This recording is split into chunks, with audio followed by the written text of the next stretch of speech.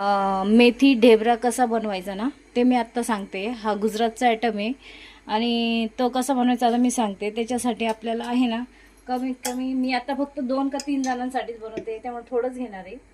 हे बघा, ही आपली घरातली वाटी आहे. 2 वाट्या मी गव्हाचं पीठ घेणार आहे. हे बघा 2 वाट्या हे घेतलं आहे आणि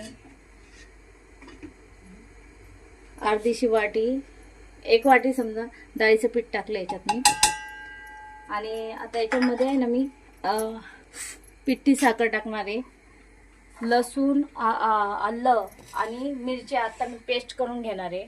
याच्यासाठी तीळ घेतली आहे, ओवा घेतला आहे, इथे जिरे घेतलेले आहे आणि धना जिरा पावडर एवढंच यूज होणार आहे आणि हळद. आता मी एकदा पहिले तुम्हाला हे मिक्सरमध्ये हे ना मिरच्या 5-6 मिरच्या घेतल्या मी, त्याच्यात 4-5 लसणाचे तुकडे केले, लसूण टाकलं आहे आणि हे आलं टाकलं आहे थोडंसं. आता हे मी मिक्सरमध्ये फिरून घेते आणि ते कसं करायचं मी ते सांगते. हो, आणि आत्ताच मी तुम्हाला दाखवलं होतं मिरच्या आणि लसूण हे दोन्ही बारीक केले बघा. आणि ते आता आहे ना आपण एक कढईमध्ये थोडं तेल ठेवलं आहे बघू घ्या. तर हे सगळं आहे ना आता आपण थोडंसं हे करून घेणार, तेलात परतून घेणार आहे. जसं काय बघा, आता मी आता थोडं हिंग टाकणार आहे. नंतर हे मिरच्या आधी लसूण वाटलाय तो टाकणार आहे.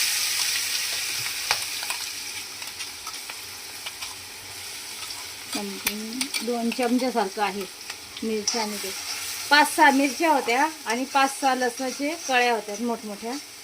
आणि हे आता थोडं चांगलं परतून घ्यायचं आहे आपल्याला तेलात. हे आपल्या गुजराती मेथीचे ढेबरे बनवते मी.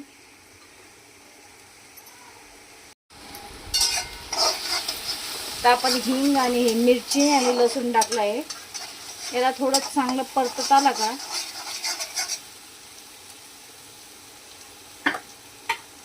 याच्यात आहे ना ओवा आणि अर्धा चमचा ओवा घेतला आहे आणि 1 चमचा तीळ घेतली आहे, ते पण याच्यात टाकणार आहे आपण परतायला. हे सगळं तेलात फ्राय करायचं आपल्याला. त्याच्यानंतर अर्धा चमचा मी हळद टाकली आहे, 1 चमचा धना जिरा पावडर टाकलेली आहे.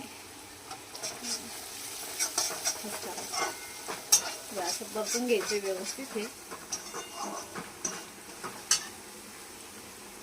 थोडं जिरे पण टाकले.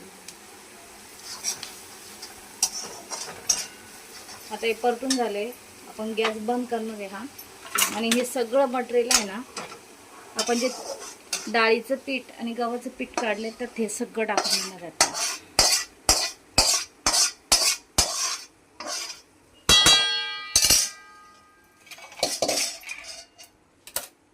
आणि याच्यात आहे ना आपण आता हे मी मेथीची भाजी निसून थोडीशी कापून आणि धुवून घेतलेली आहे ती टाकणार याच्यात. कमीत कमी 1/2 कप मेथी आहे आणि अर्धा कप कोथिंबीर टाकलेली आहे. याच्यामध्ये आता मी ना थोडीशी पिठी साखर टाकणार आहे, जास्त नाही, 1 चमचा, कारण हे मेथीचे पराठे आहे त्याच्यासाठी. नंतर मी याच्यात टाकणार आहे मीठ, पराठ्याच्या नुसार टाकणार आहे मी. 1 ते 1.5 चमचा मी मीठ टाकले याच्यामध्ये. आणि हे दही कमी कमी अर्धी वाटी टाकणार आहे.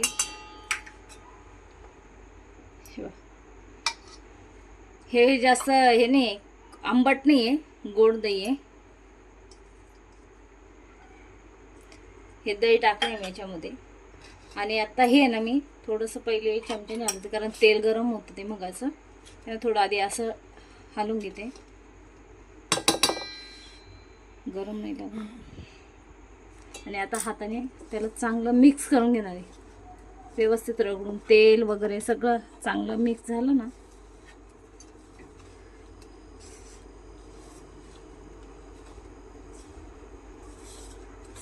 कारण पाणी मेथीची भाजी पण धुतलेली आपण, त्याचं पाणी असतं ते असतं, ते जेवढं ड्राय आधी चोळून चोळून केलं जाईल ना तेल वगैरे, आणि सगळा मसाला खूप छान असं मिळून घ्यायचा आहे.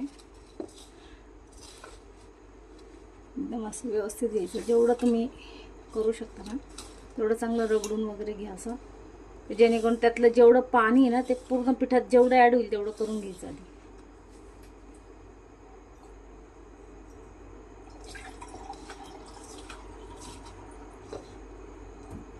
मग नंतर आहे ना याच्यात असं थोडं थोडं पाणी टाकून भिजवायचं आपल्याला. हे खूप सैल नाही भिजवायचं आपल्याला, एकदम घट्ट भिजवायचं आहे. म्हणून थोडं थोडं टाका. एकदम पाणी टाकलं ते एकदम पातळ भिजवलं जाते. आणि थोडं थोडं टाकून हे असं चांगलं मिक्स करायचं आपल्याला. याला खरं व्यवस्थित भिजवणं ही मेहनत आहे, पण छान झालं ना खूप टेस्टी लागते. याच्यात मेथीची भाजी असल्यामुळे थोडं साखर, गोड, आंबट टाकावं लागतं, तर त्याची टेस्ट चांगली येते.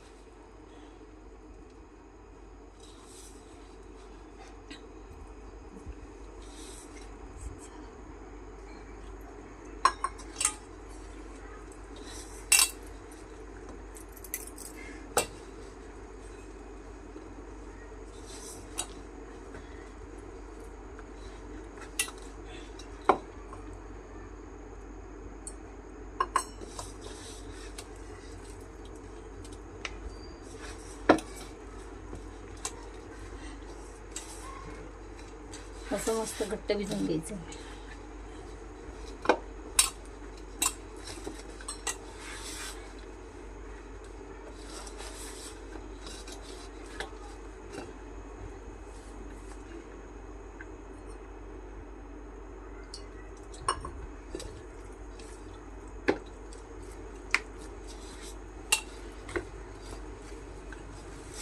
आता मस्त भिजतंय.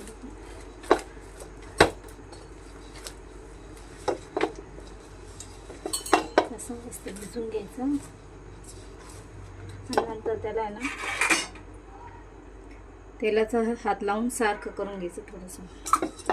हे मी फक्त 2-3 जणांसाठी केले आहे. तुम्हाला जितके जास्त करायचे करू शकताय. ह्या प्रमाणात मटेरियल थोडं थोडं वाढून घ्यायचं आहे. आणि असं नाही आहे मी 2 वाट्या गव्हाचं पीठ आणि 1 वाटी डाळीचं पीठ घेतलं, ते तुम्ही पण तेवढंच घ्या. तसं डाळीचं पीठ कमी घेतलं तरी चालतं. मी 4-5 वाट्या गव्हाचं पीठ घेतलं आणि 1 वाटी डाळीचं पीठ घेतलं तरी चालतं, तसं काही प्रॉब्लेम नाही.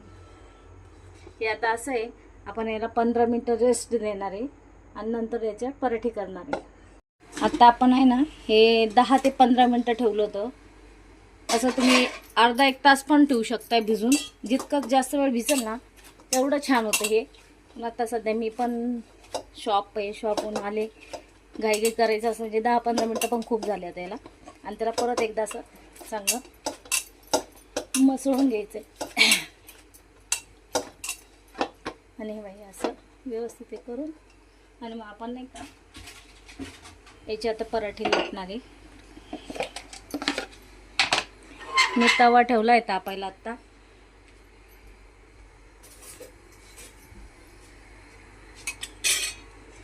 याचे ना असे करायचे, जसं आपण पोळी लाटतो ना त्या टाईपच करायचे आपल्याला छानपैकी.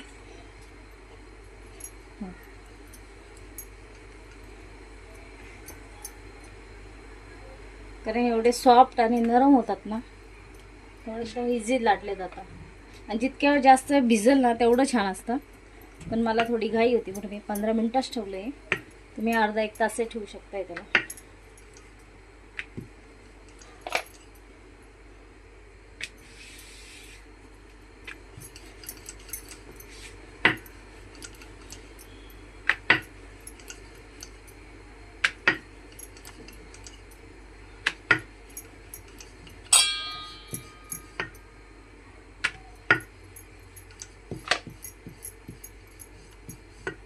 आपला तवा गॅसवर ठेवलेला आहे, तो तापस तर आपण मस्तपैकी पराठा पण लाटला गेला आहे छान. त्याला मेथी ढेबरा म्हणतात गुजरातीमध्ये. आणि हा आता आपण टाकणार.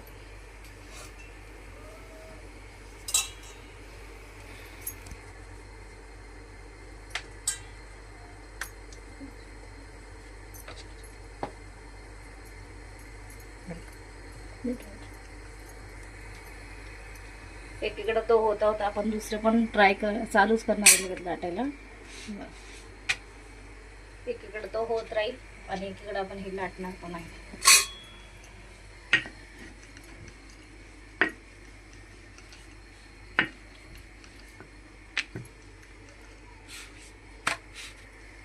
तिला आहे ना मस्तपैकी आपण आता तेल लावणार. दोन्हीकडून तेल लावायचं. तेल लागतं याला थोडं जास्त, तेव्हा ते छान लागतात, टेस्टी आणि नरम पण होतं. बघा शेकून घ्यायचं.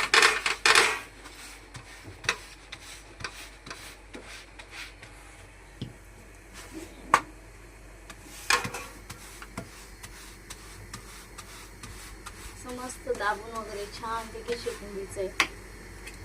बघायला कलर किती सुंदर आलेला आहे, गुलाबी रंग, आणि मस्त खरपूस भाजल्या जाते.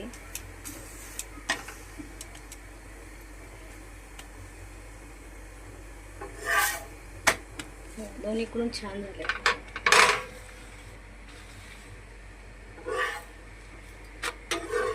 सुंदर झाला. आणि आता आपण हा पराठा झालेला आहे